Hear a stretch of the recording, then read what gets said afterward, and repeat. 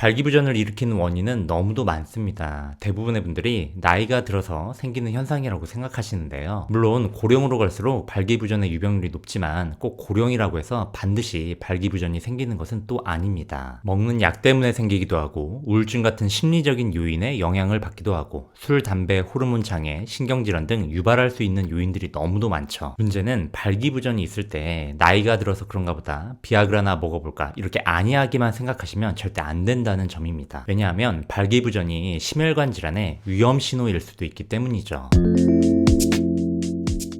발기는 음경에 혈액을 공급해주는 음경혈관이 팽창하면서 일어나는 과정이에요. 발기부전은 이 음경혈관이 팽창을 제대로 하지 못해서 나타나는 현상이죠. 혈관이 팽창하지 못하는 이유가 일시적인 이유라면 별 문제가 아니겠지만 이 음경혈관 자체에 병이 생겨서 그런 것이라면 얘기는 완전히 달라지게 됩니다. 이것은 유럽 심장학회에서 고혈압 환자의 위험 요인을 알려주는 표인데요. 신기하게 발기부전이 포함되어 있는 게 보이시죠? 발기부전 환자의 약 40%에서 고혈압, 고지혈증이 함께 있는 것으로 보고되고 있고 당뇨 환자의 경우 상태에 따라 80%까지 발기부전 유병률이 증가하는 것으로 보고되고 있죠. 무슨 말이냐면 나에게 발기부전이 의심되는 증상이 보였을 때 나에게 고혈압, 고지혈증, 당뇨 같은 혈관 질환을 유발할 수 있는 요인들이 있는지를 반드시 확인해 봐야 한다는 뜻입니다. 혹시 발기부전 하나 갖고 너무 확대 해석을 하는 것 같나요? 이것은 저의 개인적인 의견이 절대 아니고요. 미국 비뇨기과 학회의 진료 지침사항에서 실제로 권고되고 있는 내용입니다. 발기부전이 있다면 반드시 심혈관 질환 발병 위험 요인들이 있는지 체크하고 꼭 치료를 받으라고 말이죠. 이것을 반대로 얘기하면 현재 내가 당뇨나 고혈압, 고지혈증으로 치료를 받고 있는데 발기부전 증상이 최근 들어 나타나기 시작했다면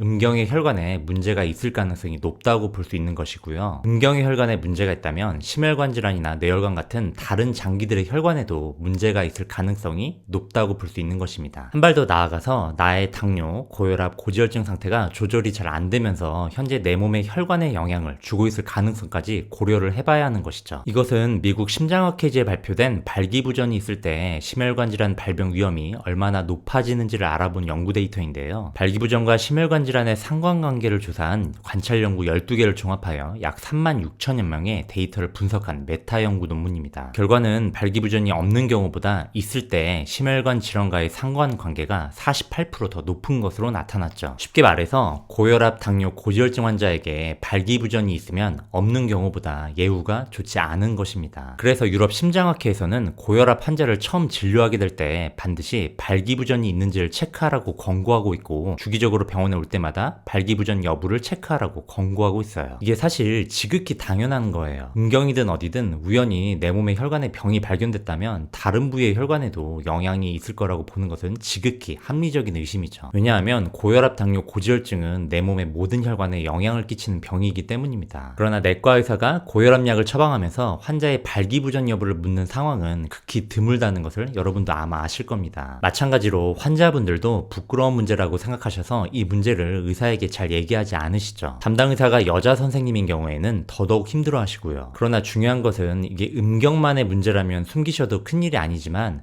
문제는 심혈관 질환의 초기 신호일 수도 있다는 점입니다. 이것은 생명과도 직결되는 문제이잖아요. 그렇기 때문에 발기부전이 의심되는 증상이 조금이라도 보이신다면 적극적으로 상담을 구하셔야 합니다. 그렇게 해야만 일반적인 고혈압, 당뇨 환자분들보다도 더 적극적인 치료를 받으실 수 있고 그것이 결국 심혈관 질환의 발병 위험 가능성을 조금이라도 낮추는 일이 되는 것이니까요. 마지막으로 고혈압 약을 먹고 있는데 발기부전 증상이 있는 분들께 아주 중요한 팁을 하나 알려드릴게요. 혈압약에는 이렇게 4가지 종류가 있습니다. 이 혈압약들 중에서 베타 차단제와 이뇨제는 일부 환자군에서 발기부전을 유발할 수 있는 것으로 보고되고 있어요. 그렇기 때문에 발기부전 증상이 있는데 현재 혈압약을 베타 차단제나 이뇨제로 복용 중이라면 담당 의사 선생님께 혈압약을 다른 종류의 약으로 교체해달라고 요청하시는 것도 하나의 방법이 되겠습니다. 담당 의사 선생님께 얘기하실 때에는 유튜브에서 이 내용을 봤다고 하시면 절대 안 된다는 거 저희 구독자분들은 다 알고 계시죠? 유럽 심장학회의 특히 고혈압 가이드라인에서 고혈압 환자가 발기부전 증상이 있을 경우 베타 차단제나 이뇨제를 처방하지 말도록 이미 공식적으로 권고되고 있는 내용입니다. 그러니 꼭 유럽 심장학회 가이드라인에서 봤다고 얘기해 주세요. 물론 혈압약을 교체했는데도 불구하고 발기부전이 지속된다면 그때는 약물이 원인이 아니라 진짜 심혈관 질환의 초기 신호일 수도 있기 때문에 보다 적극적으로 검사와 치료가 이루어져야겠죠. 현재 내가 먹고 있는 혈압약이 어떤 종류인지 쉽게 확인하실 수 있는 방법은 저희 지난 43번 영상을 참고하시면 되겠습니다.